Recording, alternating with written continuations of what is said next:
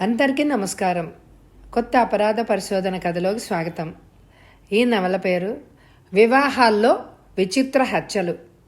రచన టెంపోరావు గారు. చదువుతున్నది దేవి. ఈ కథ నచ్చితే అప్లోడ్ చేయగానే చూడండి, చూడగానే లైక్తో పాటు హైప్ చేయండి. ఇంకా కథలోకి వెళ్దాం. రాత్రి 10:32 అయింది. కమలా కళ్యాణ మండపం వందలాది అతిథులతో కిక్కిరిసి ఉంది. ముందు వరుసలో ఉన్న సోఫాలో నేను, పార్వతి కూర్చున్నాం. ఎలక్ట్రిక్ లైట్లు ప్రకాశవంతంగా వెలుగుతున్నాయి. పురోహితుడు మంగళసూత్రాన్ని నా దగ్గరకు తీసుకొచ్చాడు. నేను, పార్వతి ముట్టుకుని రాజేశ్వరి దాంపత్య జీవితం 4 కాలాల పాటు సుఖంగా సాగాలని దీవించాం. రాజేశ్వరి BSc పాస్ అయింది. నా మిత్రుడు కమలాకర్రావు కూతురు. పురోహితుడు మంగళసూత్రాన్ని తతిమ పెద్దల వద్దకు తీసుకెళ్ళాడు. నిమిషాలు గడుస్తున్నాయి. పెద్దల అరుపులు, పిల్లల కేకలు, బయట రోడ్డు మీద కారు హారన్లు వినిపిస్తున్నాయి. పురోహితుడు మా ముందున్న పెళ్లిపీట వద్దకు వెళ్ళాడు. మంగళసూత్రాన్ని పెళ్లికొడుక్కి అందించాడు. పురోహితుడు మంత్రాలు చదువుతున్నాడు. పెళ్లికొడుకు లేచాడు. కాసేపట్లో బాజా భజంత్రీలు, రణగుణ ధ్వనులు చెయ్యసాగాయి. పెళ్ళికొడుకు మంగళసూత్రాన్ని కట్టడానికి ముందుకు వంగాడు. ఢామ్ అని పిస్టల్ పేలింది. మరుక్షణంలో ఎందరో పరిగెడుతున్న బోట్ల చప్పుడు వినిపించాయి. సోఫాల్లో నుంచి లేచాను. నలువైపులా చూశాను. చటుక్కున లైట్లు ఆరిపోయాయి. కమలా కళ్యాణ మండపాన్ని చీకటి తెరలు కప్పేశాయి. ఏవో అరుపులు, ఏడుపులు, పరిగెడుతున్న బోట్ల చప్పుళ్ళు. పార్వతిని దగ్గరగా లాక్కున్నాను. జేబులోంచి టార్చి తీశాను. టార్చి కాంతిలో పెళ్లి పీటల వైపు చూశాను. అక్కడ అనేక మంది గుంపులుగా నిలబడ్డారు. గబగబా అటు నడిచాను. బలంగా అతిథులను తోసుకుంటూ లోపలికి జరిగాను. టార్చి కాంతిలో పెళ్లి పీటల మీద వెల్లికిలా వెనక్కి పడిపోయిన రాజేశ్వరి కనిపించింది. గొంతు ప్రాంతంలో రక్తం విశేషంగా చిమ్ముతోంది. ముందుకు వంగి ఆమె నాడి పరిశీలించాను. రాజేశ్వరి చనిపోయిందని వెంటనే గ్రహించాను. లేచి నిలబడ్డాను. చుట్టూ చీకటి.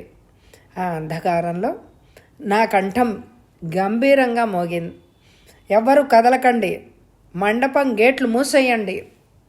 కొందరు అటూ ఇటూ పరిగెత్తారు. టార్చ్ కాంతిలో వీలైనంత మటుకు పరిగెత్తే ఆకారాలను గమనిస్తున్నాను. 5 నిమిషాల తర్వాత లైట్లు వచ్చాయి. కళ్యాణ మండపం మళ్ళీ లైట్లతో ప్రకాశిస్తోంది. నేల మీద పడున్న పెళ్లి కూతురు నుంచి నా కళ్ళు మెల్లిగా నేల మీద చతికిలపడి ఉంది. ఏం చేయాలో సతమతం అవుతున్న పెళ్ళికొడుకు మీదకు వెళ్ళాయి. యువకుడు ఇంజనీరింగ్ పాస్ అయ్యాడు. కొంతవరకు ఇంజనీర్స్కి ఈ మధ్య డిమాండ్ తగ్గినా చక్కటి ఉద్యోగాన్ని సంపాదించాడు. తను మంగళసూత్రం కట్టేలోగా రాజేశ్వరి నేల కూలుతుందని కల్లో కూడా ఊహించి ఉండడేమో. కొందరు పెద్ద మనుషులు పెళ్ళికొడుకును ఓదారుస్తూ ఉన్నారు. పరశురాం గారు, ఏమిటి అన్యాయం? మీ కళ్ళ ముందు ఇదంతా ఎలా జరిగింది? ఆ ప్రశ్న వినగానే పక్కకు తిరిగాను. కన్నీళ్లతో తడుస్తున్న కమలాకర్రావు మొహం నాకు కనిపించింది. దగ్గరగా వెళ్ళాను. కమలాకర్రావు గారు, చాలా విషాదంగా ఉంది. మీరు ఎవరినైనా ప్రత్యేకంగా అనుమానిస్తున్నారా? కమలాకర్రావు జవాబు ఇవ్వలేదు. తివాసీ మీద చతికిలబడి ఏడుస్తున్నాడు. కొంచెం దూరంలో గోళ్ళ వినిపిస్తోంది. అటువైపు నేను గబగబా వెళ్ళాను. ఒకతను కుర్చీలో కూర్చుని వణుకుతున్నాడు. మంచినీళ్లు మెల్లిగా తాగుతున్నాడు. ఎవరతను అడిగాను. పేరు మాధవరావు. ఏం జరిగిందో, ఎలా జరిగిందో ఇతనికి బాగా తెలుసు అన్నాడతను. మాధవరావు చుట్టూ నిలబడ్డ వాళ్లను కొంచెం దూరంగా జరగమన్నాను. అతని ముందు నిలబడి నవ్వుతూ చూశాను. మాధవరావు గారు, భయపడకండి. మీరు చూసిందంతా చెప్పండి. మాధవరావు అటు ఇటు చూశాడు. నేను ఈ కుర్చీ వెనక నిలబడ్డాను. ముహూర్తం టైం దగ్గరవుతోంది. ఒకతను నా వెనక్కి వచ్చి నిలబడ్డాడు. అతనే పిస్టల్ని పేల్చాడు అని నా నమ్మకం. దగ్గర నుంచి పేల్చడం వల్ల చెవులు పగిలినట్టు అనిపించింది.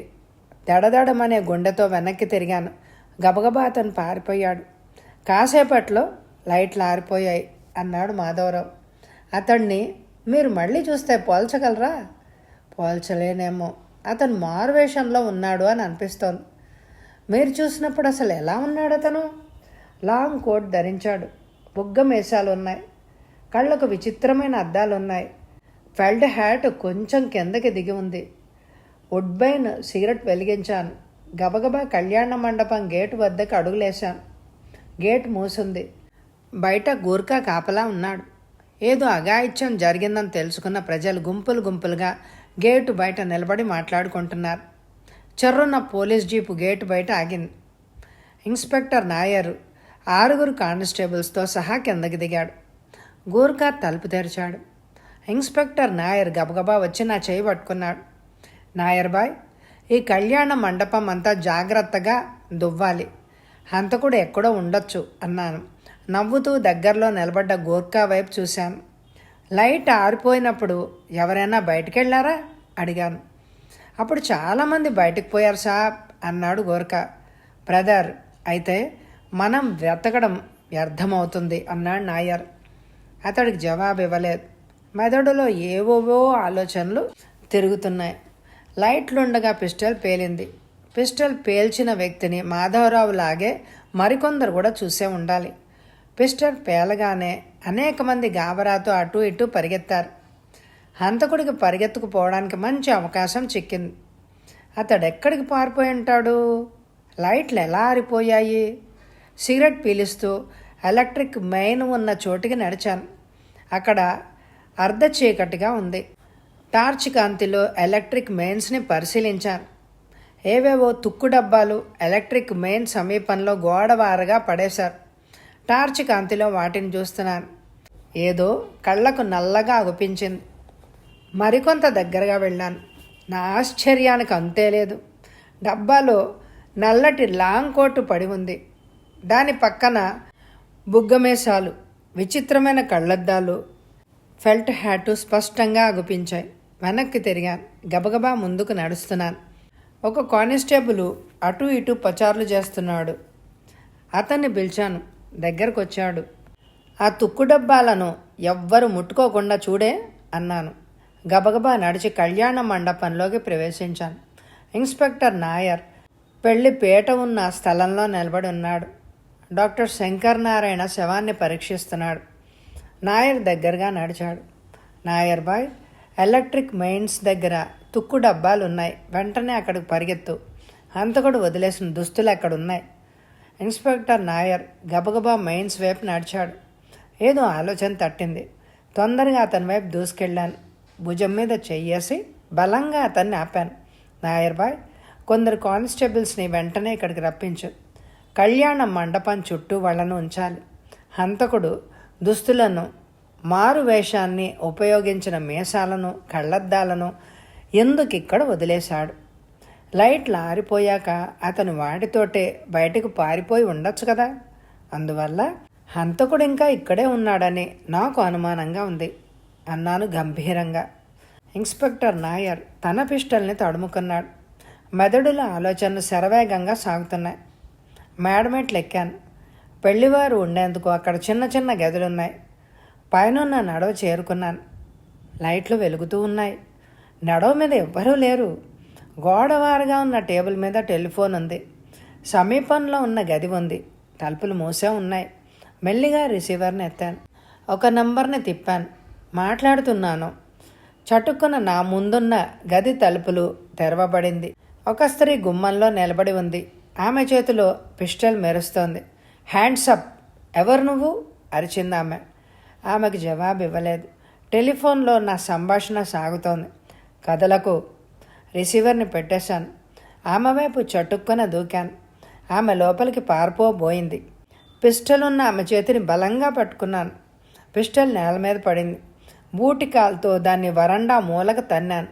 ఆమెను వదిలేశాను. ఇలా పెళ్ళికొచ్చిన అతిథిని ఇలా టాయ్ పిస్టల్తో భయపెట్టడం ధర్మం కాదు అన్నాను నవ్వుతూ. క్షమించండి, మిమ్మల్ని చూడగానే భయమేసింది.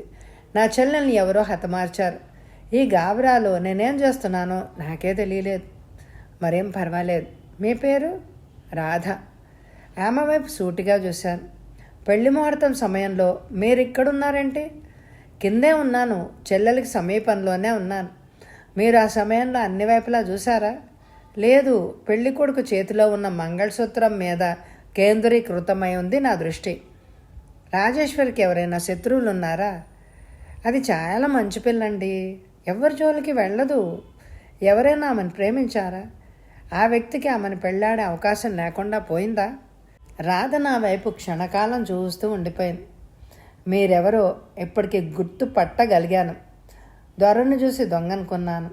నన్ను మన్నించండి పరశురామ్ గారు. నాన్న మీకు బాగా తెలుసు. రాజేశ్వర్కి చదువు పూర్తవగానే సంబంధం నాన్నే నిశ్చయం చేశాడు. తన కాబోయే భర్తను గురించి చెల్లి నాతో ఎంతో చెప్తూ ఉండేది. ఆమెకి ఎవరితోటి ఎటువంటి సంబంధాలు లేవు అనేదే నా నమ్మకం. ఆలోచిస్తూ మెట్ల వైపు నడిచాను. కిందకి దిగాను.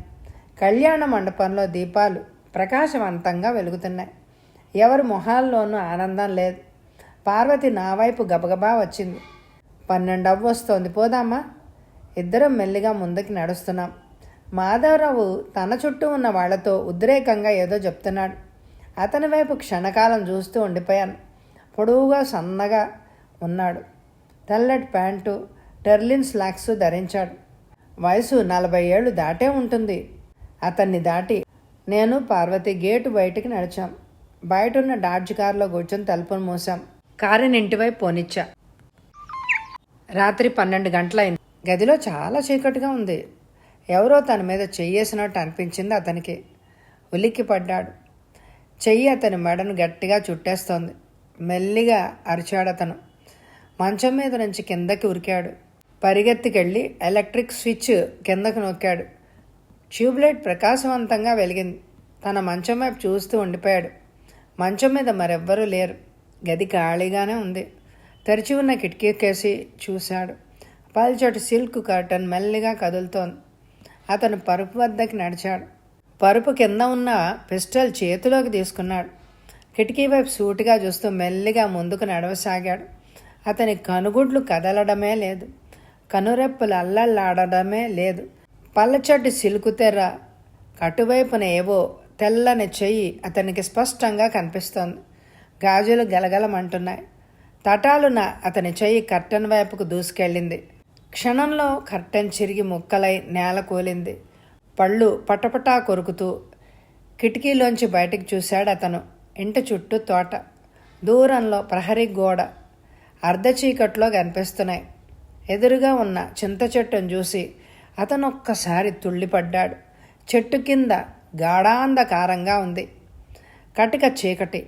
ఆ చీకట్లోకి క్షణకాలం అతను చూస్తూ ఉండిపోయాడు. ఏదో భయం అతన్ని ఆవరించింది.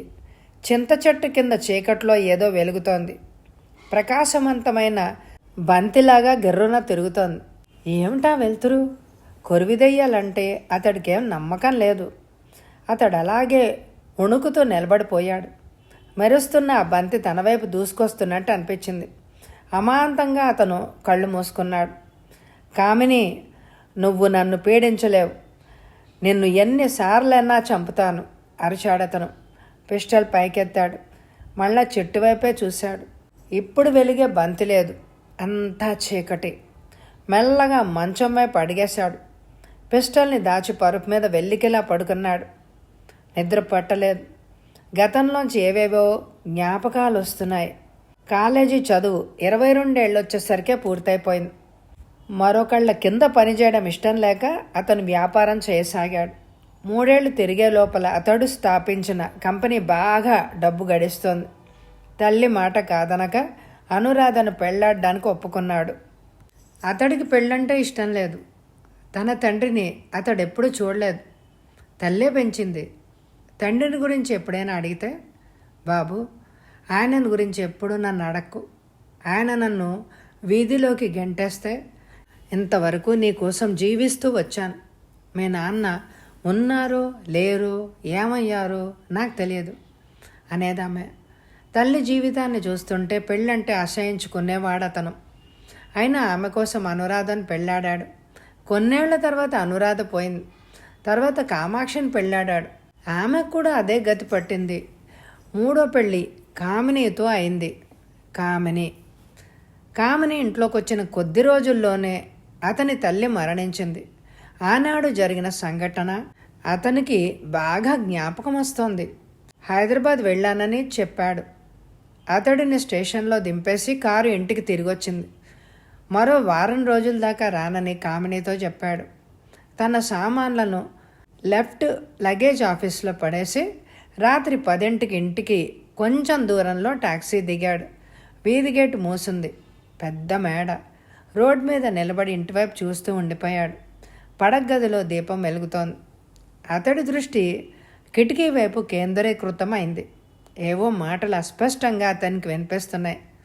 అతడు ప్రహరీ గోడెక్కి తోటలోకి దూకాడు. చింత చెట్టు కిందనున్న చీకట్లో నిలబడ్డాడు. ఎదురుగా కొంచెం దూరంలో మేడ మీద కిటికీ ఉంది. ఏవో ఆకారాలు స్పష్టంగా అతనికి కనిపించాయి. కాసేపట్లో అదృశ్యమయ్యాయి. అతను మెల్లిగా ఇంటివైపు నడిచాడు.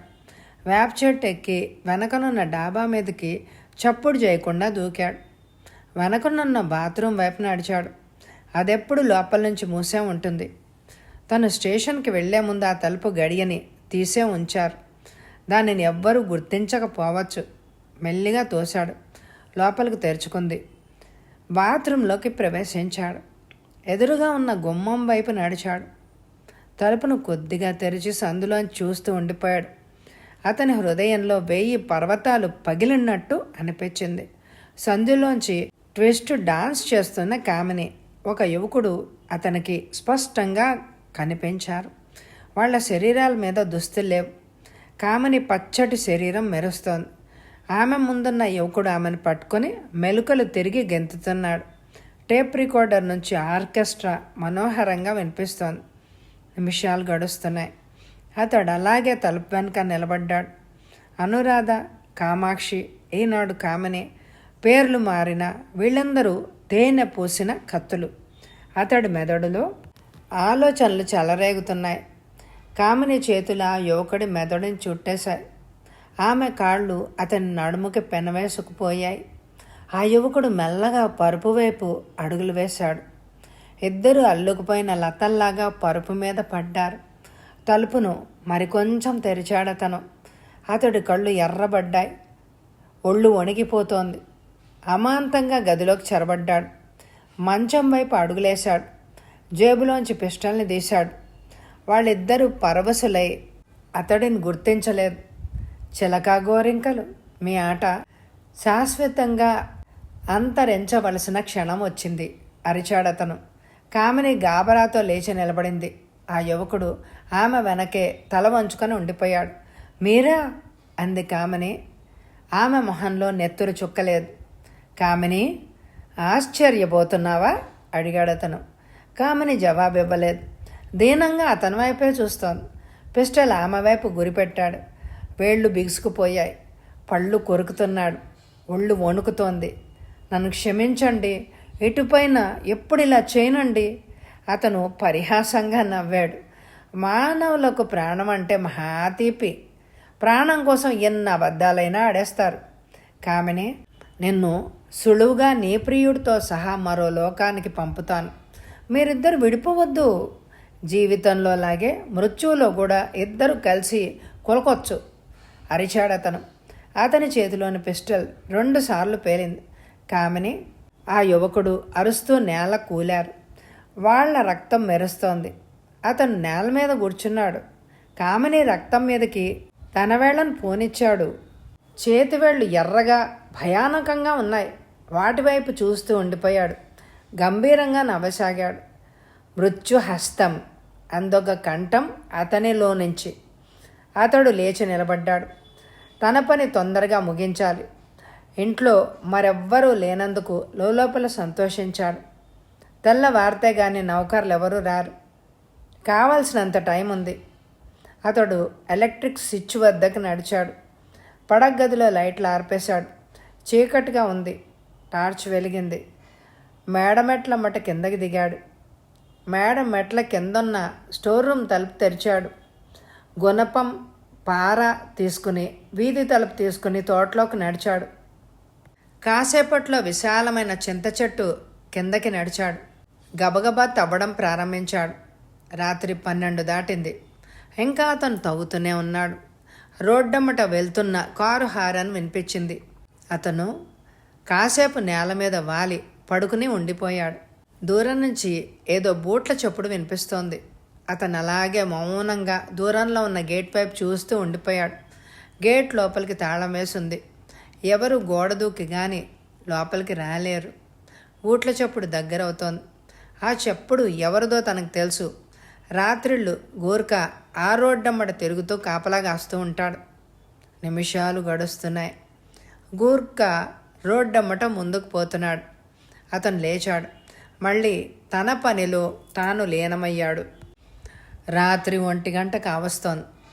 అతడు టార్చ్ కాంతిలో గొయ్యను పరిశీలించాడు. చాలా లోతుగానే ఉంది. గోతిలోంచి బయటికెక్కాడు.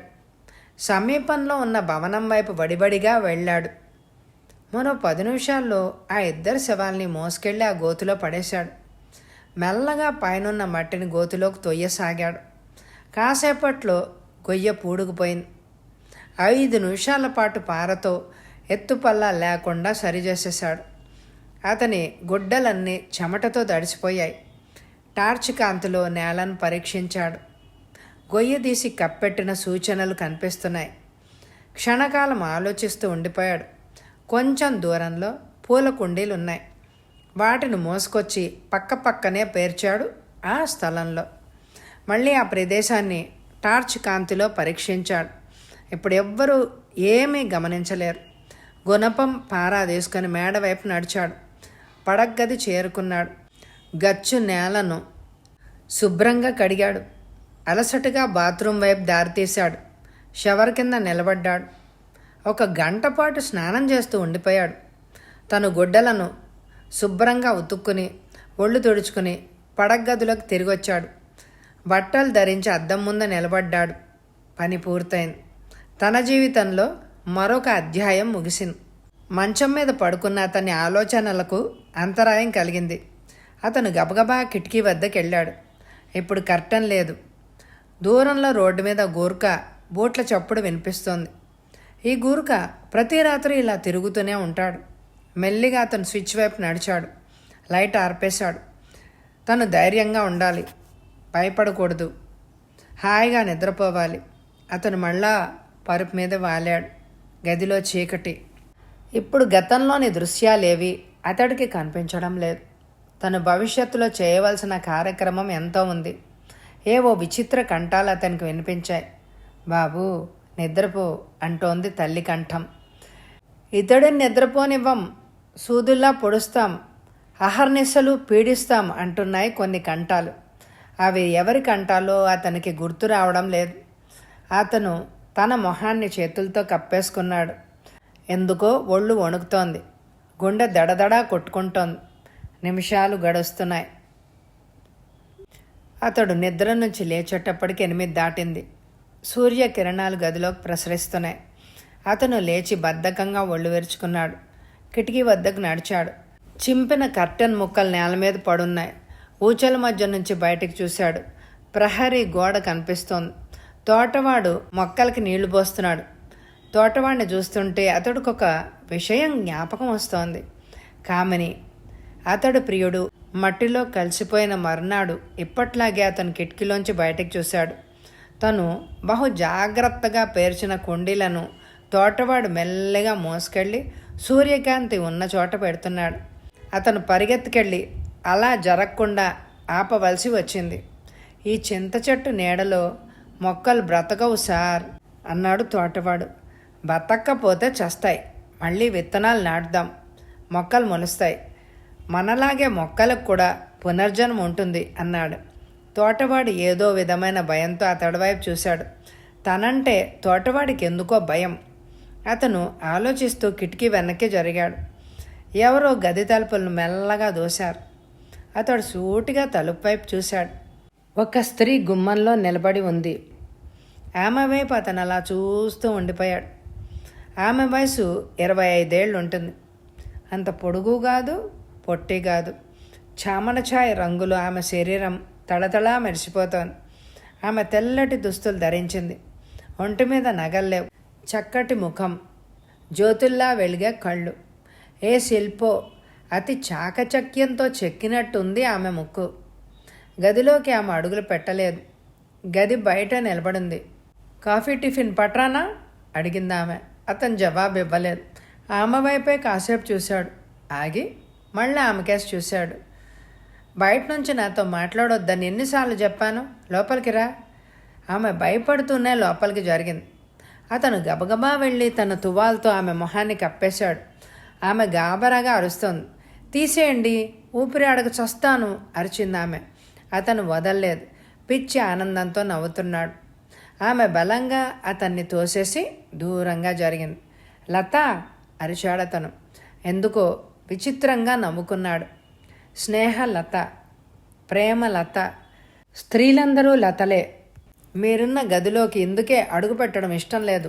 నాకు ఈ ఉద్యోగం వద్దు, ఎక్కడికైనా పోతాను అందామె. లత, తువ్వాలు కప్పితే ఊపిరి ఆడక చచ్చావా? లేదు, కానీ చావచ్చు. అతడామె కళ్ళలోకి సూటిగా చూశాడు. లత, చావంటే నీకు భయమా? నాకే కాదు, చావంటే మానవులందరూ భయపడతారేమో. లత, నీకు తల్లి తండ్రి లేరు. పెళ్ళాడిన భర్త అకారణంగా మరణించాడు. దిక్కు మొక్కు లేక వంట పని చేసుకొని బ్రతుకుతున్నావు. నీ జీవితం చూస్తే నాకు చాలా ఆశ్చర్యంగా ఉంది. నీకు చావంటే భయం, బ్రతకాలనే ఆశ నీలో ఎక్కువగా కనిపిస్తోంది. ఇంతకీ నీ బ్రతుకు ఎవరి కోసం, ఎందుకోసం అడిగాడు అతను. మీ ప్రశ్నకు నేను జవాబు ఇవ్వలేను, కానీ ప్రకృతిలో ఎటు చూసినా మీకు జవాబు దొరకచ్చు. ఆ కిటికీలోంచి బయటకు చూడండి. తోటలో ఎన్నో పూల మొక్కలు ఉన్నాయి, చెట్లు ఉన్నాయి, చెట్ల మీద పక్షులు ఉన్నాయి. ఆ మొక్కలు ఎందుకు బ్రతుకుతున్నాయి, ఎందుకు పువ్వులు ఇస్తున్నాయి, చెట్లు ఎందుకు కాస్తున్నాయి, చెట్ల మీద పక్షులు ఎందుకు కూస్తున్నాయి?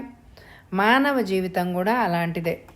లత, నువ్వు వేదాంతిలా మాట్లాడుతున్నావే. ఆమె అతని వైపు సూటిగా చూసింది. నాకు ఎవ్వరూ లేరు అని మీరే అన్నారు. అయినా నాకు బ్రతకాలనే ఆశ ఎక్కువగా ఉందన్నారు. మీరు చెప్పింది నిజమే. చిన్నతనంలో ఎన్నో కలలు కన్నాను. తండ్రి పోయిన అమ్మ నన్ను పెంచి పెద్ద చేసింది. హాయిగా నా దాంపత్య జీవితం సాగుతుంది అని అనుకున్నాను. కానీ నా భర్త అకారణంగా మరణించాడు. ఆయన అమాయకుడు, నిర్దోషి. ఆయన ఉద్యోగం చేసే కంపెనీ పనివాళ్ళందరూ స్ట్రైక్ చేశారు. ఆనాడు ఫ్యాక్టరీ ముందు కాల్పులు జరిగాయి. వేలాది మంది పనివాళ్ళు ఉండగా ఆనాటి సంఘటనలో నా భర్త మాత్రమే మరణించాడు. మొదట్లో ఏడ్చిన, తర్వాత జ్ఞానజ్యోతిలాగా వెలిగింది. నా భర్తనిచ్చిన దైవమే ఈనాడు ఆ భర్తను లేకుండా చేశాడు. ఇదంతా లీలగా అనిపిస్తోంది. అటుపైన జీవితాన్ని లీలగా భావిస్తూ జీవిస్తున్నాను. లత, నువ్వు పొరపడుతున్నావు. జీవితం లీల కాదు. నా దృష్టిలో జీవితం ఒక హార్డ్ ఫ్యాక్ట్. ఇక్కడ దైవానికి, వేదాంతానికి తావుండదు. మానవుడు పని పాట లేక దైవం అనే మత్తు పదార్థాన్ని సృష్టించాడు. దైవం, విధి అనే పదార్థాలు అనేక విధాల పెక్కు మందికి అనుకూలిస్తూ ఉంటాయి. పేదవాళ్ళు విధి అనుకుంటారు. బలహీనులై దైవానికి ప్రార్థనలు సలుపుతూ కృషిస్తూ నశిస్తూ ఉంటారు. విప్లవానికి దారితీసే అవకాశం వాళ్ళకి లేకుండా పోతోంది.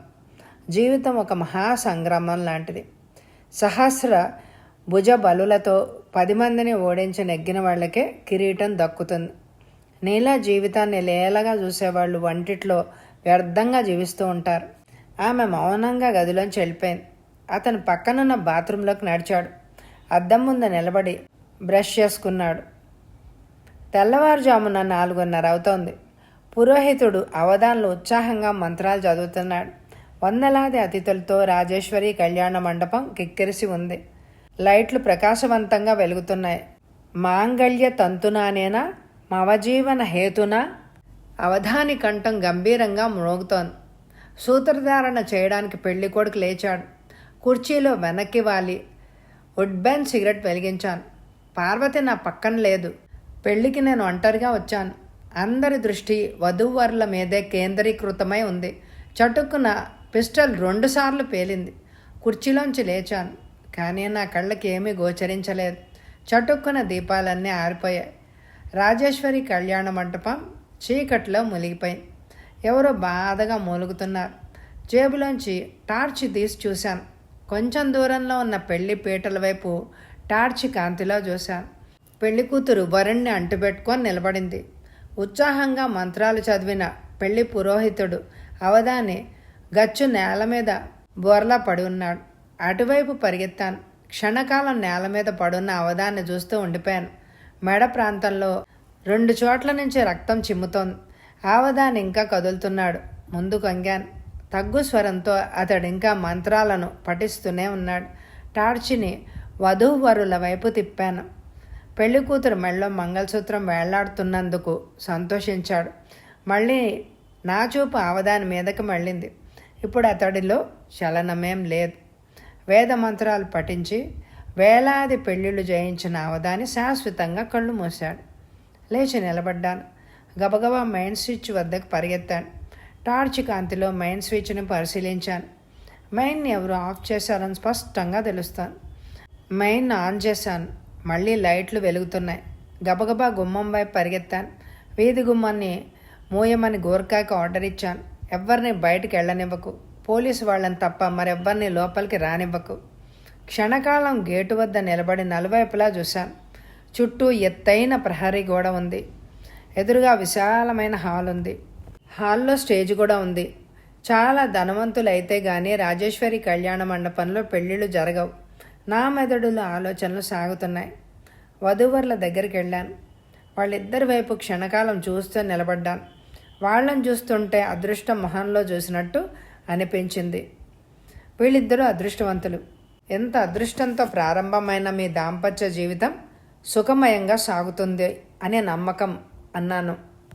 చాలా థ్యాంక్స్ పరశురామ్ గారు అన్నాడు పెళ్ళికొడుకు కృష్ణమూర్తి. కృష్ణమూర్తి తండ్రికి పట్నంలో ఎన్నో బట్టల షాపులు ఉన్నాయి. ఆ పరిచయం మూలంగా నేను ఈ పెళ్లికి రావాల్సి వచ్చింది.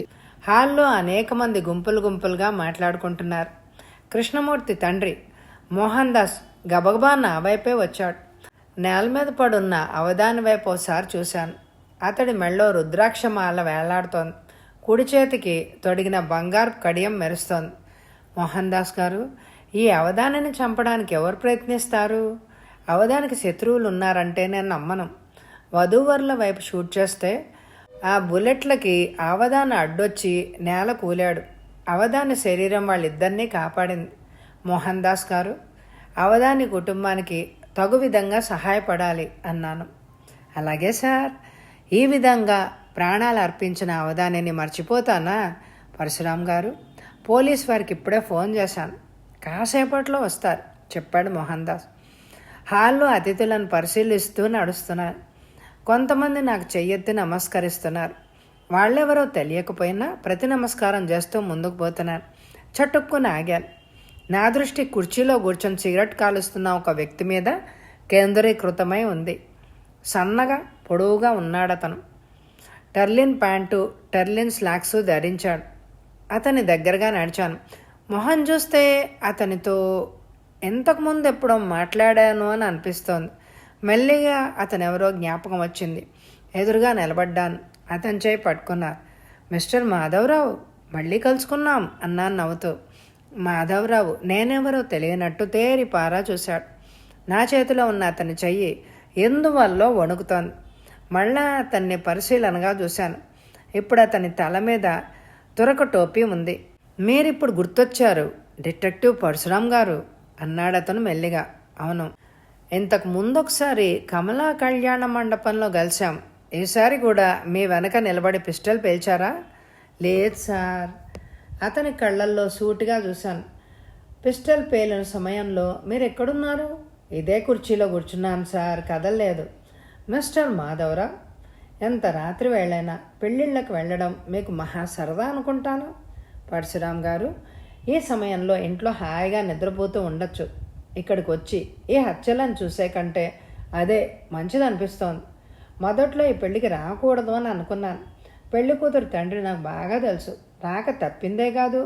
పిస్టల్ పేలాక ఎవరైనా పారిపోవడం మీరు గమనించారా? ఎలా సాధ్యం సార్? పిస్టల్ పేరిన మరుక్షణంలోనే లైట్లు ఆరిపోయాయి కదా. పిస్టల్ పేల్చగానే లైట్లను ఎలా ఆర్పగలిగాడో ఆశ్చర్యంగా ఉంది. మిస్టర్ మాధవరావు, హంతకుడు లైట్లను ఆర్పలేదని స్పష్టంగా తెలుస్తోంది. పిస్టల్ ఏమో హాల్లో పేలింది. అక్కడి నుంచి ఎలక్ట్రిక్ మెయిన్ చాలా దూరంగా ఉన్నాయి. మరెవరో మెయిన్ ఆఫ్ చేశారని తెలుస్తోంది. ఇద్దరు కలిసి చేసిన పనిది అవ్వచ్చు సార్. ముందుకు నడిచాను. ఏదో ఆలోచన తట్టి మళ్ళీ మాధవరావు ముందుకు నడిచాను. మీరేం చేస్తూ ఉంటారు? వ్యాపారం. కంపెనీ పేరు, అడ్రస్సు చెప్పండి. S Madhavarao, contractor, 213 Arumugam street, Mylapore. ఇవన్నీ మీకెందుకు? కావాల్సి వచ్చాయి. అతని వైపు చూస్తున్నాను. ఇప్పుడు ఇంకా ఎక్కువగా వణుకుతున్నాడు. మిస్టర్ మాధవరావు, మీరెందుకు అలా వణుకుతున్నారు? చాలా కాలంగా అది నాకు అలవాటండి. ఏదో రోగం అనుకుంటాను. డాక్టర్కి చూపించుకోండి, మెల్లగానే హెచ్చరించాను. ఎందరు డాక్టర్లను చూశాను, ఉపయోగం కనపడలేదు. ఏదో మానసిక బాధ నా శరీరాన్ని వణికిస్తోంది. దానికి మందు లేదేమో. సైకాలజిస్టుని కనుక్కోండి అని వెనక్కు తిరిగాను. ముందుకు నడిచాను.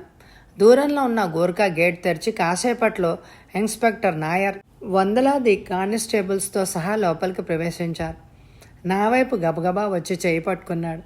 బ్రదర్, ఇదంతా భయంకరంగా ఉంది. ఎందుకైనా మంచిదని వందలాది కానిస్టేబుల్స్ని వెంటబెట్టుకొని వచ్చాను. కమిషనరు నా మీద నిప్పులు కక్కుతున్నాడు. ఇలా మరికొన్ని హత్యలు జరిగితే ఎవ్వరూ ఇటుపైన పెళ్ళే చేసుకోరు అన్నాడు నాయర్. నాయర్ బాయ్, ఈసారి చనిపోయింది పెళ్లి కూతురు కాదు, పురోహితుడు అన్నాను నవ్వుతూ. బ్రదర్, ఎవరైనా ఒకటేగా, మన పెళ్ళిళ్ళకి 3 కావాలి. నాయర్ నవ్వాడు. కోట్ జేబులోంచి సిగరెట్ తీసి క్షణకాలం ఆలోచిస్తూ అలాగే ఉండిపోయాను. నాయర్ బాయ్, ఇంతకుముందు కమలా కళ్యాణ మండపంలో పెళ్లి కూతురు హత్య చేయబడింది. హత్య చేసిన హంతకుడే ఎలక్ట్రిక్ మెయిన్ని ఆఫ్ చేశాడు. కానీ ఇవాళ మరో విధంగా జరిగింది. 2 సార్లు పిస్టల్ పేలగానే లైట్లు ఆరిపోయాయి. మొదటి గుండు పురోహితుడికి తగిలిందని హంతకుడు గమనించి ఉంటాడు. అతని సహచరులు ఎవరో లైట్లు ఆఫ్ చేసి ఉంటారు. గుడ్ హెవెన్స్ అరిచాడు ఇన్స్పెక్టర్ నాయర్. హాల్లో నుంచి ఏడుపులు వినిపిస్తున్నాయి. అవధాని చాలా పేరు పొందిన పురోహితుడు. అందువల్ల అతన్ని ఆప్యాయంగా బ్రహ్మగారు అని పిలుస్తూ ఉంటారు. అవధాని భార్య ఇంతకుముందే మరణించింది. అతని కొడుకులు, కూతుళ్ళు శవం దగ్గర ఏడుస్తున్నారు. లోపల బాధపడ్డాను. శుభ సమయంలో విషాద సంఘటన.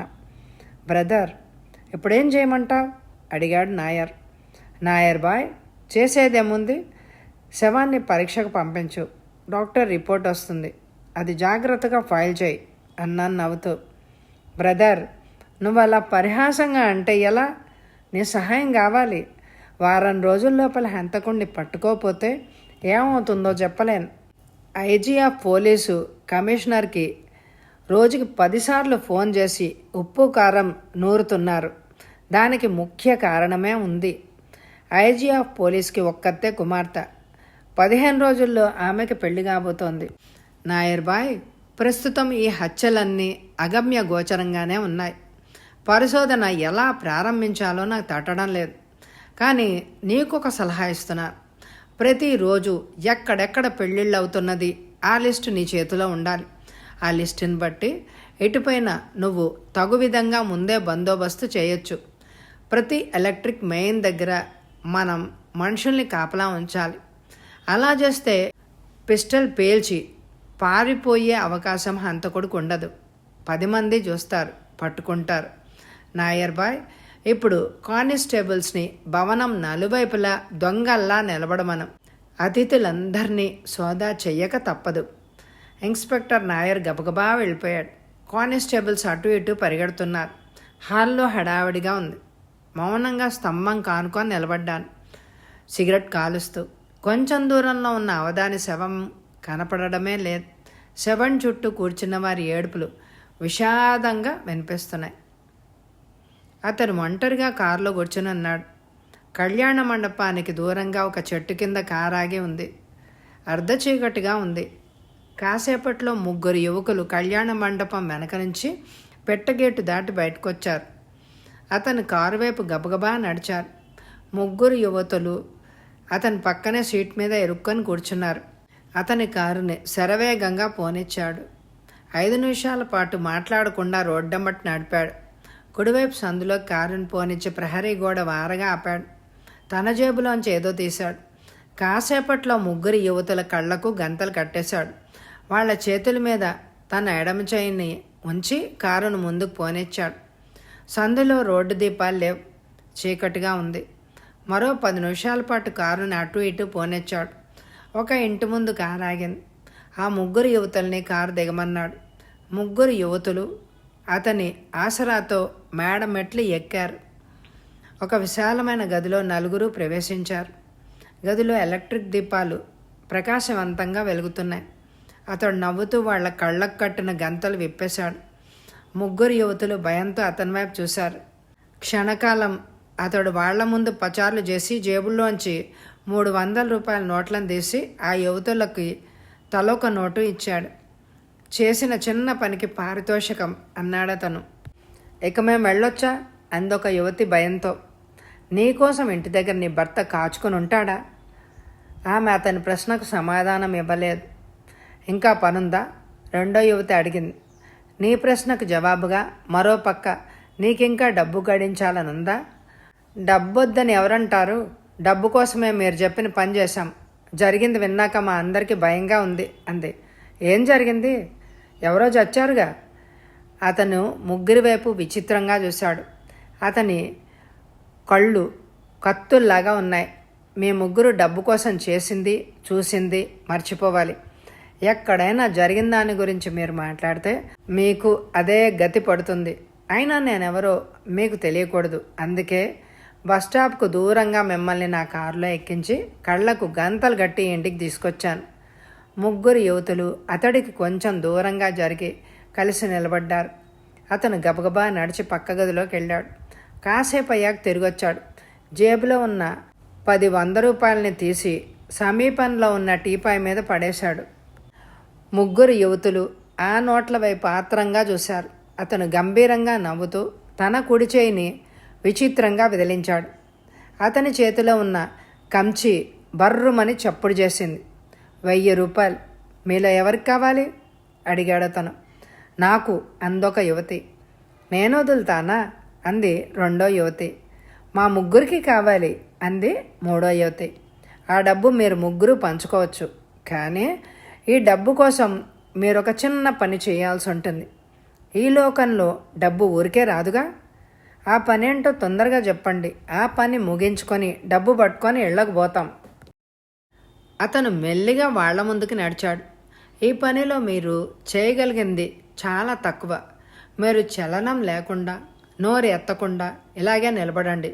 పని సాగుతుంది. మీరందరూ అందగత్తెలు, యువతులు.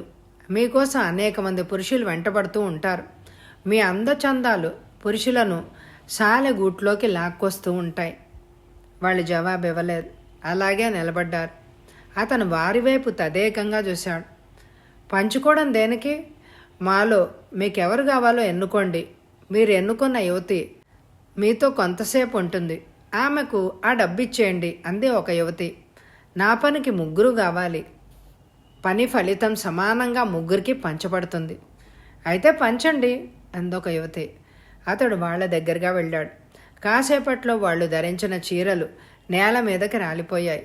ముగ్గురు నగ్నంగా ఉన్నారు. అతడు కుడి చేయిని పైకెత్తాడు. కంచితో ఒక యువతిని తటాలున కొట్టాడు. ఆమె అరుస్తూ దూరంగా పరిగెత్తింది. మళ్ళీ అతని చేతిలోని కంచి 2 సార్లు జల్లుమంది. ఇద్దరు యువతులు మొదటి యువతి వెళ్ళిన చోటికే పరిగెత్తారు. అతను వారి వైపు నడుస్తున్నారు. అతని మొహంలో ఏదో విచిత్రమైన ఆనందం గోచరిస్తోంది. మాకు డబ్బు వద్దు, మమ్మల్ని పోనివ్వండి అన్నారు ఆ ముగ్గురు యువతులు. నీళ్లలో సగం దిగాక పోవడానికి వీల్లేదు. పూర్తిగా ములగాలి. అడుక్కెళ్ళి లోతుల్ని పరీక్షించాలి. మీకు మరేదో కావాలనుకున్నాం. మా వీపుల మీద బాధితే మీకు అసలు వచ్చేదేమిటి అందొక యువతి. దాని గురించి నేను చెప్పలేను. నా మొహం చూస్తే మీకే తెలుస్తుంది. కంచి ఆమె కాళ్ల మీద చెళ్ళుమంది. ఆమె అరుస్తూ ముందుకు పడబోయింది. ఇద్దరు యువతులు ఆమెను పట్టుకున్నారు.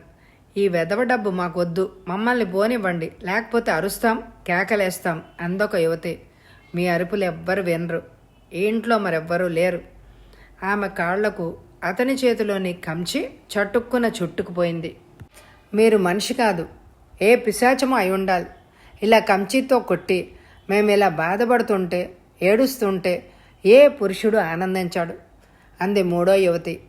అతను ఆమె వైపే సూటిగా చూశాడు. గిండి రేసుల్లో లక్షలాది ప్రజలు జాక్పాట్ టికెట్లు కొని డబ్బు పోగొట్టుకుని బాధపడతారు. పోయిన వాళ్ళు డబ్బంతా నెగ్గిన టికెట్లు కొన్న ఎవరికో ఇవ్వబడుతుంది. వాళ్ళు ఆనందిస్తూ ఉంటారు. బాధల్లోంచి ఆనందం, ఆనందంలోంచి బాధ పుట్టుకొస్తూనే ఉంటాయి. కంచి ఆమె వీపు వైపు చర్రున పాకింది. ఆమె అరిచింది. అతని చేతిలోని కంచిని పరుపు మీదకి ఇసిరాడు. గబగబా టీపై వద్దకెళ్ళి 100 రూపాయల నోట్ల కట్టలు పట్టుకొచ్చి వాళ్ల చేతుల్లో కొక్కాడు. ఇక పోండి మేళ్లకు అరిచాడతను. మా నుంచి కావాల్సింది ఇంతేనా అడిగింది యువతి అమాయకంగా. ఎంతకంటే మీరివ్వగలిగేది ఏమీ నా దృష్టికి కనిపించదు. చీరలు కట్టుకొని పోండి, మిమ్మల్ని తీసుకెళ్లి బస్టాప్ దగ్గర వదిలేస్తాను. ముగ్గురు చీరల్ని కట్టుకుని గడించిన డబ్బును భద్రంగా దాచుకున్నారు. వెళ్ళిపోవడానికి సిద్ధంగా ఉన్నట్టు అతని వైపు చూశారు. అతను వాళ్ల కళ్లకు గంతలు స్వయంగా కట్టాడు. కాసేపట్లో వాళ్లను కిందనున్న కారు వద్దకు తీసుకెళ్లాడు. మరో నిమిషంలో కారు కదిలింది. 10 నిమిషాల పాటు కారు శరవేగంగా పోసాగింది. ఒకచోట కారు ఆపాడు. వాళ్ల కళ్ళకు కట్టిన గంతలు విప్పి తన జోబులో దాచుకున్నాడు. కాసేపట్లో తెల్లవారబోతోంది. పాలవాళ్లు ఆవుల్ని గేదెల్ని రోడ్డమ్మట తోలుకుపోతున్నారు. క్షణకాలం కారులో కూర్చున్న యువతుల వైపు చూశాడు. మర్చిపోవడం మీకెంతో ఉపయోగిస్తుంది. జరిగిందంతా మర్చిపోండి. గడించిన డబ్బుతో తృప్తిగా దిగండి అన్నాడు. వాళ్ళు కిందకి దిగారు. అతను కారును ముందుకు పోనిచ్చారు. కొంచెం దూరం వెళ్ళాక ఎడం వైపుకి తిప్పాడు. తన ఇంటి వైపు శరవేగంగా దూసుకుపోయాడు. అతడు కిటికీ ముందు నిలబడి చూశాడు. దూరంలో చింత చెట్టు కనిపిస్తోంది. ఆ చెట్టు వైపు ఎప్పుడు చూసినా అతనికేదో భయంగా ఉన్నట్టు ఉంటుంది. ఆ చెట్టు కింద భూమి లోపల కప్పెట్టిన మరో శవం జ్ఞాపకం వస్తుంది. కామాక్షి, తన రెండో భార్య. అతను మొట్టమొదటిసారిగా ఆమెను చూసినప్పుడు లోపల మురిసిపోయాడు. పచ్చగా పొట్టిగా ఉంది, మెరిసే కళ్ళు, గుండ్రటి మొహం. కానీ నుదురు చిన్నది. తనను చూడగానే ఆమె మొహాన్ని పక్కకు తిప్పేసుకుంది. ఆమెకు సిగ్గనే అనుకున్నాడు. పియూసీ దాకా చదివిన కామాక్షి అతనికి ఎంతో నచ్చింది. రాత్రి 2 అవ్వొస్తోంది. ఈపాటికి లోకంలోని మనుషులందరూ హాయిగా నిద్రపోతూ ఉంటారు. కానీ తనకెందుకో నిద్రపోవడం అంటే ఇష్టం లేదు. ఎప్పుడు ఏవో ఆలోచనలు మెదడులో తిరుగుతూనే ఉంటాయి. గతంలోంచి ఏవేవో సన్నివేశాలు జ్ఞాపకం వస్తూ ఉంటాయి. తనెప్పుడు గతంలోనే జీవిస్తాడు. అందువల్లనే అతనికి భవిష్యత్తు లేదేమో. గతంలో జరిగిన సంఘటనలు జ్ఞాపకం తెచ్చుకుంటూ వాటిని గురించి లోపల తర్కించుకుంటూ కాలాన్ని వ్యర్థం చేస్తూ ఉంటాడు అతను. చీకట్లో చింత చెట్టు భయానకంగా గోచరిస్తోంది. ఏదో మువ్వల చప్పుడు, ఏదో మళ్ళా జ్ఞాపకం వస్తోంది. కామాక్షి పాదాల మీద మడమల చుట్టూ మువ్వల పట్టీలు ఉండేవి. ఆమె గదిలోకి వచ్చినప్పుడు మోగుతూ ఉండేవి. అతను అమాంతంగా కిటికీ నుంచి విశాలమైన మంచం వైపు దూసుకెళ్ళాడు. చటుక్కున పరుపు మీద పడ్డాడు. మొహాన్ని చేతులతో కప్పేసుకున్నాడు. ఏడవాలనిపిస్తోంది. కానీ అతని హృదయంలో నీళ్లు లేవు. అతని హృదయం ఎండిపోయిన నదిలాగా రూపొందింది. ఎక్కడ చూసినా ఇసుక రాళ్ళు. ఎంత వెతికినా రాళ్ల మీద గలగలమంటూ ప్రవహించే నీళ్ల పాట వినపడ్డం లేదు. కామాక్షి. ఆమెను అతను గాఢంగా ప్రేమించాడు. ఆమెను అన్ని విధాలా ఆనందపరచడానికే ప్రయత్నించాడు. ఇంతలో ఆమె మేనమామ ఇంటికొచ్చాడు. 2 రోజులు ఉండి వెళ్ళిపోతాడనే తను కూడా అనుకున్నాడు. కానీ అతను వెళ్ళిపోలేదు. కామాక్షి నెల్లాళ్ళైనా అతన్ని ఉండి వెళ్ళమంది. మొదట్లో తను అనుమానించలేదు. కానీ కొన్ని రోజుల తర్వాత వాళ్ళిద్దరి మధ్య సంబంధం ఉందనే అనుమానం తలెత్తింది.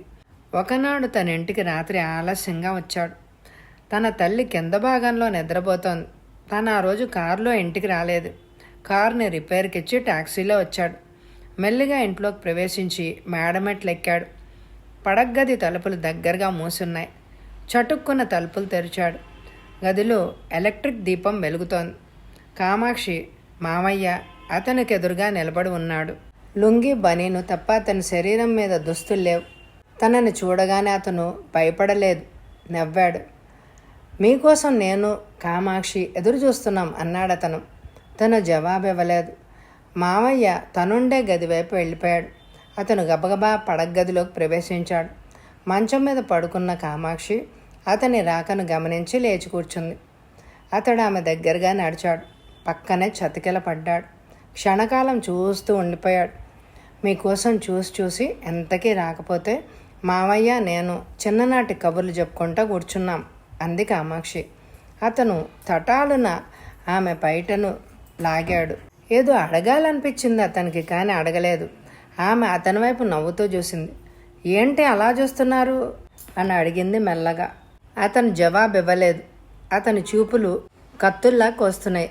ఇదంతా ఎందుకు తెరిచి ఉంది అని అనుకుంటున్నారు, అంతేనా? నీకు నిజం చెప్తా వినండి. నేను దుప్పటి కప్పుకొని పడుకున్నాను. మామయ్య దూరంగా ఉన్న కుర్చీలో కూర్చున్నాడు. ఏదో చీమ గుట్టినట్టు అనిపించింది. అదేదో చూడ్డానికి బటన్స్ విప్పా. ఎంతలో మీరొచ్చారు. అతను లేచాడు. కాసేపట్లో అర్ధాకలిగా భోంచేశాడు. మరికొన్ని రోజులు గడిచిపోయాయి. ఒకనాటి మధ్యాహ్నం తన వ్యాపారం మీద విమానంలో కలకత్తా వెళ్తున్నాను అని చెప్పాడు. మళ్ళా తిరిగి రావడానికి 5-6 రోజులు పడుతుంది అని చెప్పాడు. ఆ రోజు రాత్రి అతనికి బాగా జ్ఞాపకం ఉంది. రాత్రి 10 దాటింది. తను కలకత్తా వెళ్ళలేదు. పట్నంలో ఒక హోటల్ గదిలోంచి బయటకు వచ్చాడు. టాక్సీలో తన ఇంటి వైపు బయలుదేరాడు. రహస్యంగా మేడ మీదకి ప్రవేశించాడు. తన పడగది తలుపులు దగ్గరగా మూసున్నాయి. చడి చప్పుడు లేకుండా తలుపు దోశాడు. లోపల కటిక చీకటి. గోడ వారగా నడిచెళ్ళి లైట్ వేశాడు. గదిలో లైట్ ప్రకాశవంతంగా వెలిగింది. గోడవారుగా అతను అలాగే నిలబడి ఉన్నాడు. అతని చూపు కొంచెం దూరంలో మంచం వైపు మళ్ళింది. కామాక్షి, మామయ్య గాబరాతో కిందకి ఉరికి నిలబడ్డారు. అతని ఒంటి మీద బట్టలు లేవు. మొహంలో నెత్తురు చుక్కలేదు.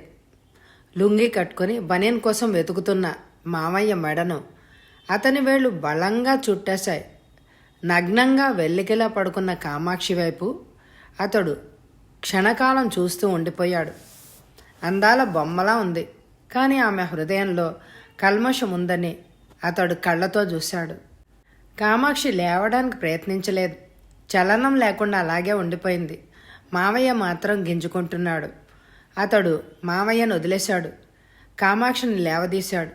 ఆమె చెంప మీద బలంగా కొట్టాడు. నువ్వు నన్నెందుకు పెళ్ళాడా? గంభీరంగా అడిగాడు. ప్రతి స్త్రీ ఎవరినో ఒకరిని పెళ్లాడుతుంది. అలాగే మన పెళ్లి కూడా జరిగింది. కామాక్షి జవాబు విని అతడు ఆశ్చర్యపోయాడు. అంతేనా? అంతకంటే నేనేం చెప్పను. చిన్నతనం నుంచి మామయ్య అంటే నాకెంతో ఇష్టం. నన్ను అతను ప్రాణ సమానంగా చూశాడు. అనుకోని పరిస్థితుల్లో అతనికి పెళ్ళైపోయింది. కొన్నేళ్లు గడిచిపోయాయి. నా కన్యత్వాన్ని మామయ్యకి హృదయపూర్వకంగానే అర్పించాను. మామయ్యని ఈ జీవితంలో నేను మరవలేను. ఇంతలో పెళ్లి చూపులకి మీరు వచ్చారు. రెండో పెళ్లివాడి భార్య అవడం నాకు ఇష్టం లేదు. అమ్మతో నాన్నతో ఎంతో చెప్పాను. వాళ్ళేమో వినలేదు. పెళ్లి చేసేశారు. మామయ్యకి నాకు ఉన్న సంబంధం ఎవరికైనా తెలుస్తుందేమోనని భయపడి నా తల్లిదండ్రులు మీకిచ్చి వివాహం చేసేశారు. ఇదంతా నాకు మొదట్లో ఎందుకు చెప్పలేదు? కామాక్షి అతని వైపు సూటిగా చూసింది. అదంతా ఏ భార్య తన భర్తకి చెప్పదు.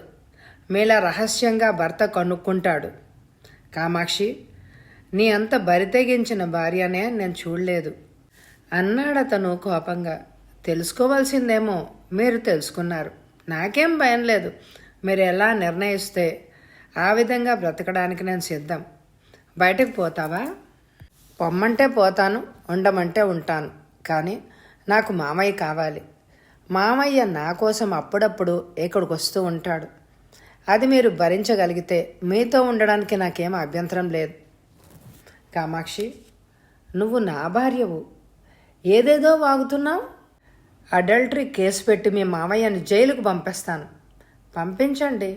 మీ ప్రయత్నం ఫలించలేదని మీరే గుర్తిస్తారు. అతను మాట్లాడలేదు.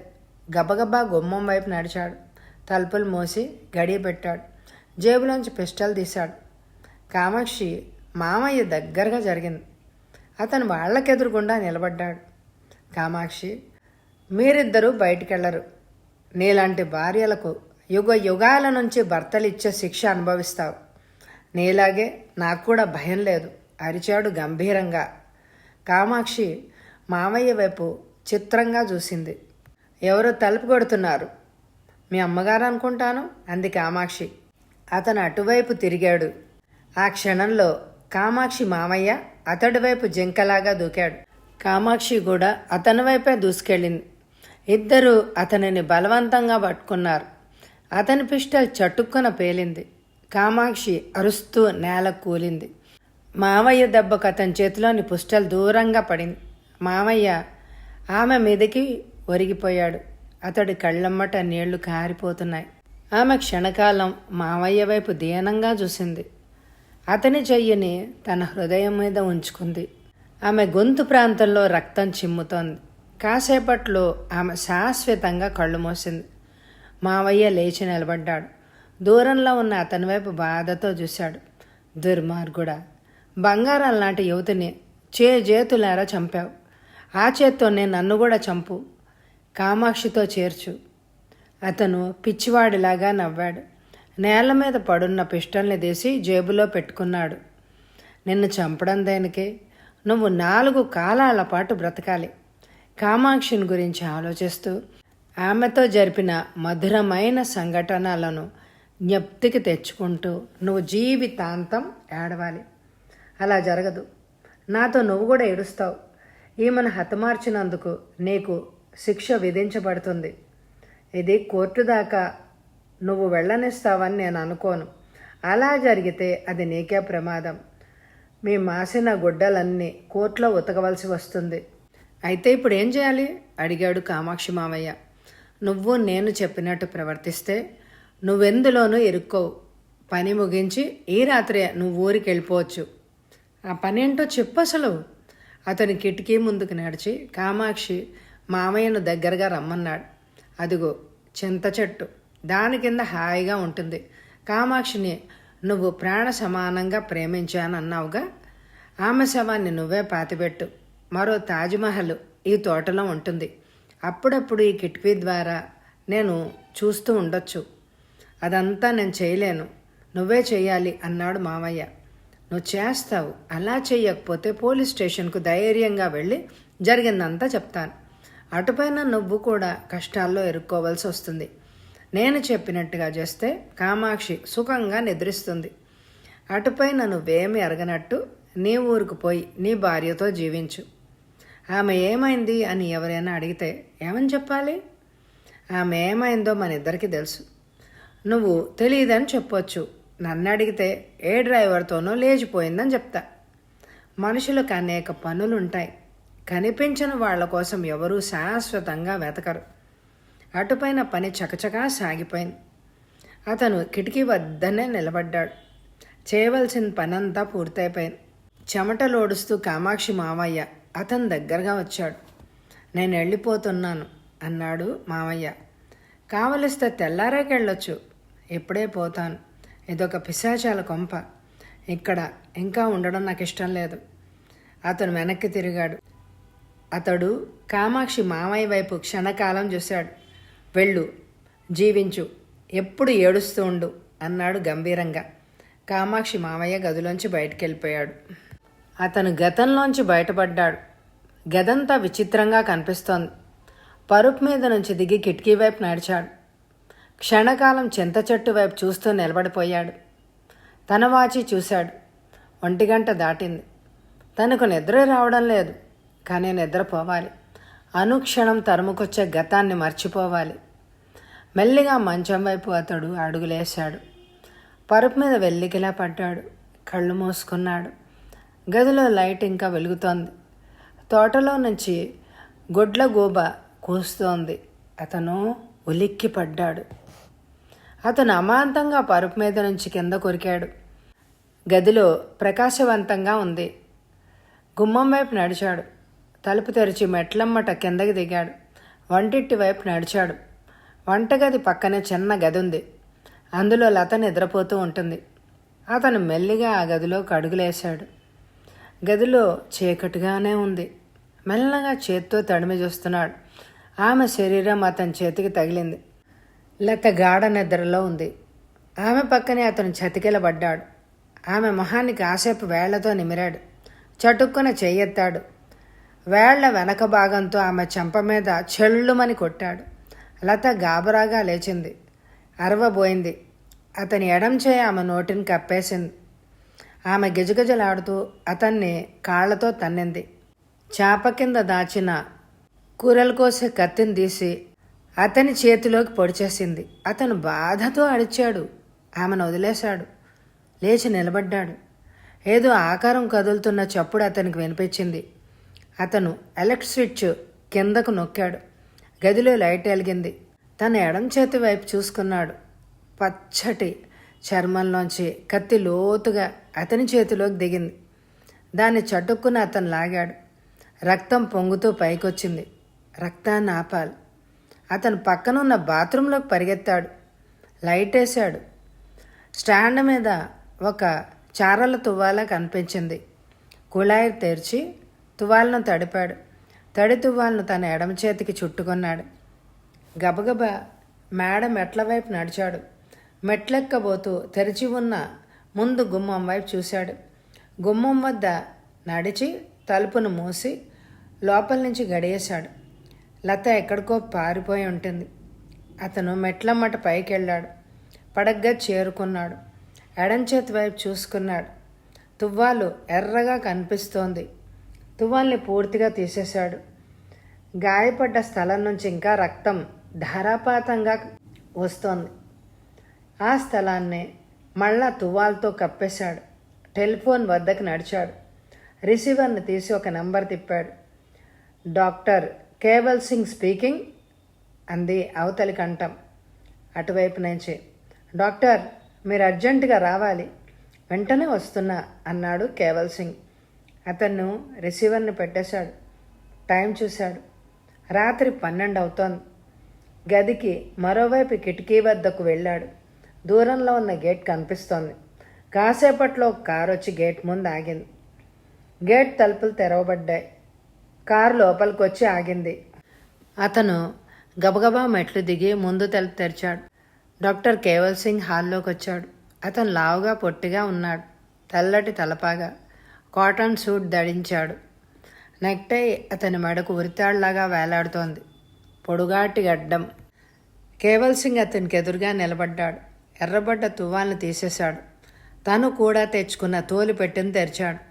5 నిమిషాల్లో కత్తి దిగిన చోట బ్యాండేజీ వేశాడు. ఏమైంది? కత్తి గుచ్చుకుంది అన్నాడు అతను. కత్తులు వాటంతటవి దూసుకుంటూ వెళ్ళి చేతుల్లో గుచ్చుకోవు అన్నాడు కేవల్ సింగ్. డాక్టర్, ఎక్కువగా ప్రశ్నలు వేయించుకోవడం నాకు ఇష్టం లేదు. మీకెంత ఫీజు కావాలి అడిగాడు అతను. అతను ప్యాంటు జేబులో 100 రూపాయల నోట్ తీసి డాక్టర్కి అందించాడు. సోఫాలోంచి లేచి డాక్టర్ వైపు సీరియస్గా చూశాడు. Doctor, good night. వారం రోజుల పాటు నేను వచ్చి మిమ్మల్ని చూస్తూ ఉండాలి డాక్టర్ చెప్పాడు. అలాగే చూడండి. గుడ్ నైట్ అని డాక్టర్ తన తోలు పెట్టను తీసుకొని బయటికి వెళ్ళిపోయాడు. కారు తలుపు మూసిన చప్పుడు వినిపించింది. కాసేపట్లో కారు కదిలి వెళ్ళిపోయింది. అతను లోపల నుంచి ముందు తలుపులు గడియవేశాడు. అతడు మెట్లమ్మట పైకి వెళ్తూ ఆలోచిస్తున్నాడు. లత మళ్ళా తన ఇంటికి రాకపోవచ్చు. ఆమె ఎక్కడికి పోయి ఉంటుంది? లత పోలీస్ స్టేషన్కి వెళ్ళి రిపోర్ట్ ఇచ్చి ఉంటుందా? ఆమె ఈ పాటికి ఎక్కువ దూరం వెళ్ళుండదు. రోడ్డమ్మట నడుస్తూ ఉంటుంది. ఆమెను తను ఎలాగైనా పట్టుకోవాలి. అతను పడగ్గా చేరుకున్నాడు. బీర్వాలోని కోట్ తీసుకుని వేసుకున్నాడు. గబగబా మెట్లు దిగాడు. ముందు తలుపుకి బయట తాళం వేసి కార్ షెడ్ వైపు నడిచాడు. కారును వేగంగా బయటకు పోనిచ్చాడు. అర్ధరాత్రి. రోడ్డు నిర్మానుష్యంగా ఉంది. దీపాలు వెలుగుతున్నాయి. హెడ్ లైట్ల కాంతిలో అతను రోడ్డుకి ఇరువైపులా చూస్తూ డ్రైవ్ చేస్తున్నాడు. మైలు దూరంలో ఒక ఆకారం వైపు అతని చూపు మళ్ళింది. లత. లతే, సందేహం లేదు. రోడ్డు వారగా నడుస్తోంది.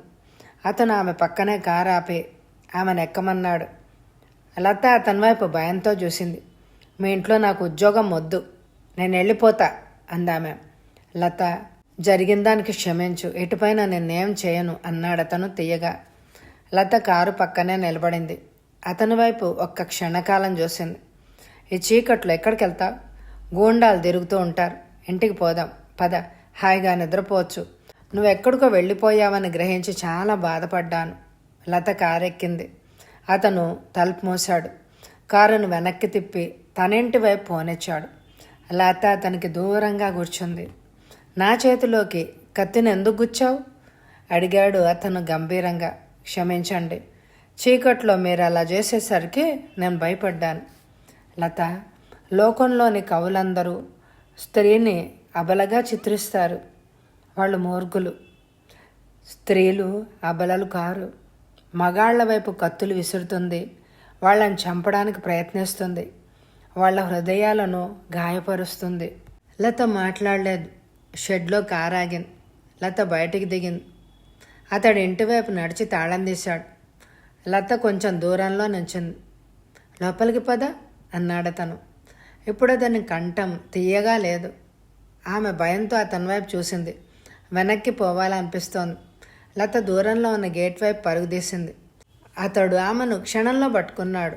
ఆమెను మోసుకుని ముందు హాల్లోకి వెళ్ళి లోపల నుంచి తలుపులు మూసి గడి పెట్టేశాడు. లైట్ ఆర్పేశాడు.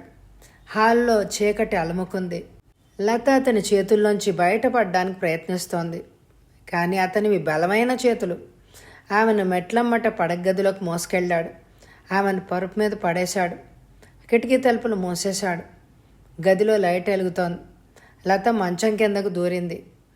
అతడు ఆమెను బయటికి లాగాడు. ఆమె వైపు క్రూరంగా చూశాడు. అతడు ఆమె చెంపల మీద కోపంతో కొట్టాడు. లత మళ్ళా అరవబోయింది. వేళ్లతో అతడు ఆమెను పదే పదే కొడుతున్నాడు. లత నిస్సహాయంగా నిలబడింది. అతడు ఆమె కట్టుకున్న చీర విప్పేశాడు. లోపల పావడా కూడా లేదు. ఆమె జాకెట్ను కూడా చింపేశాడు. లత సిగ్గుతో వెనక్కి తిరిగింది. అతడు నగ్నంగా ఉన్న ఆమె వీపు వైపు చూస్తూ బీర్వా వైపు అడుగులేశాడు. మరుక్షణం కంచి పట్టుకొని ఆమె చెంతకు వచ్చాడు. కంచి గాల్లోకి లేచింది. ఆమె వీపు మీద ఛళ్ళుమంది. లత గదిలో అటు ఇటు పరిగెడుతోంది. అతను ఆమెను కంచీతో కొడుతూ తరుముతున్నాడు. లత బాధతో మూలుగుతోంది. చివరికి ఆమె ధైర్యాన్ని తెచ్చుకుని అతడి వైపు తిరిగింది. మీరు మనుషులు కారు, జంతువుల కంటే అన్యాయంగా ప్రవర్తిస్తున్నారు. అసలు మీకేం కావాలి అని అడిగింది. అతను వెంటనే జవాబు చెప్పలేదు. ఆమె వైపు క్షణకాలం చూస్తూనే ఉండిపోయాడు. లత నగ్న శరీరం పచ్చగా మెరుస్తోంది. ఆమె నవ్వుతూ గెంతుతూ పురుషుల్ని ఆకర్షిస్తోంది. పురుగుల్లాగా ఆమె నిర్మించిన సాలెగూళ్ళలో ఇరుక్కుంటారు పురుషులు. లత, నువ్వు అసలు ఎక్కడికి వెళ్ళాలనుకున్నావు? మిమ్మల్ని చూస్తే అసలు నాకు భయం వేస్తోంది. మరెక్కడికి పోయి అయినా పని చేసుకోవాలి అని అనుకుంటున్నాను. నువ్వు ఇంట్లో ఉండదలిచావా? నాకుండాలని ఏం లేదు. ఎందువల్ల? రాత్రిళ్ళు మీ ప్రవర్తన చూస్తుంటే నాకు నిద్ర పట్టడమే లేదు. నేను మనిషిని కానా? రూపం మనిషిదే, కానీ మీ చేష్టలు భయాన్ని పుట్టిస్తున్నాయి. నేను ఎందుకు అలా ప్రవర్తిస్తూ ఉంటాను? ఏమో నాకు తెలియదు. నీకే తెలియాలి. అతను గబగబా కిటికీ వద్దకు నడిచాడు. తలుపుల్ని తెరిచి బయటకు వేశాడు. దూరంలో చింత చెట్టు కనిపిస్తోంది. ఆకాశంలో అర్ధచంద్రుడు బలహీనంగా ప్రకాశిస్తున్నాడు. చెట్టు కింద అంధకారంగా ఉంది. చటుక్కున గుడ్లగూబ కూస్తూ ఎక్కడికో ఎగిరిపోయింది. అతను కంచీని దూరంగా విసిరి లత ముందుకు నడిచాడు. లత అతని వైపు పరీక్షగా చూసింది. అతని ముఖం మీద స్వేద బిందువులు, కళ్ళు ఉబ్బినట్టున్నాయి. లత, నన్ను గురించి నువ్వెప్పుడు ఎవరితోటి మాట్లాడకూడదు అన్నాడతను. నేనెప్పుడు మాట్లాడను అందామె. నేనేం చేసినా, నువ్వేం చూసినా మనసులో ఉంచుకోవాలి. హామీ ఇస్తున్నాను అంది లత. అయితే వెళ్ళు. ఆ కత్తిని వెంటనే కడుగు. దాని మీద రక్తపు మరకలు ఉన్నాయి. నీ గదిలోకి వెళ్ళి నిద్రపో. లత నేల మీద చిరిగి పడున్న జాకెట్ను చీరను అందుకుంది. నగ్నంగా గుమ్మం దాటింది. మెట్లు దిగుతున్న పాదాల చప్పుడు అతడికి వినిపించింది. అతను గుమ్మం వైపు నడిచాడు. తలుపులు మూసి గడియ పెట్టాడు. కోట్ తీసి బీర్వాలో పడేశాడు. చొక్కా ఇప్పేశాడు. ఎడం చేతుకున్న బ్యాండేజ్ వైపు చూసుకున్నాడు. లైట్ ఆర్పేసి పరుపు మీద వాలాడు. ఆ తర్వాత ఏం జరిగిందో తర్వాతి భాగంలో విందాం. ఇది 72 పేజీల కదండి. నేను 36 పేజీలు చదివాను. రేపు 6 గంటలకు అతడెవరు, ఎందుకు ఇలాంటి హత్యలు చేస్తున్నాడో, అసలు కారణం ఏంటో, అతన్ని పట్టుకుంటారో లేదో మరి వచ్చే భాగంలో విందాం. ఈ ఎపిసోడ్ రోజు 6 గంటలకి అప్లోడ్ చేస్తాను. అప్లోడ్ చేయగానే చూడండి. చూడగానే లైక్తో పాటు హైప్ కూడా చేయండి. మీ అమూల్యమైన అభిప్రాయాల్ని కామెంట్ చేయండి. అలాగే కొత్తగా నా ఛానల్లోకి వస్తున్న అందరికీ స్వాగతం. Thank you very much my dear friends.